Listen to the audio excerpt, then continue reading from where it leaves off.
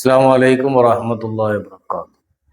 ആദരവായ മുത്തുനബി സല്ലല്ലാഹു അലൈഹി വസല്ലം തങ്ങൾ പറയുന്നു, ഒരു നോമ്പുകാരൻ്റെ ഏറ്റവും വലിയ സന്തോഷകരമായ സമയം എന്നുള്ളത് നോമ്പ് തുറക്കുന്ന സമയമാണ്. അഥവാ രാവിലെ മുതൽ വൈകുന്നേരം വരെ നോമ്പെടുത്ത് ആ നോമ്പ് തുറക്കുന്നതിന് തൊട്ട് മുമ്പായി, അഥവാ മഗ്‌രിബ് വാങ്ക് കൊടുക്കുന്നതിന് തൊട്ട് മുമ്പായി അവൻ്റെ ഇരുകരങ്ങളും അള്ളാഹുവിലേക്ക് ഉയർത്തി അവൻ ദുആ ചെയ്താൽ ആ ദുആക്ക് അള്ളാഹു ഉത്തരം നൽകുമെന്നാണ്. അതായത് നോമ്പുകാരൻ്റെയും അള്ളാഹുവിൻ്റെയും ഇടയിൽ ഒരു മറയില്ല എന്നാണ് പറയപ്പെടുന്നത്.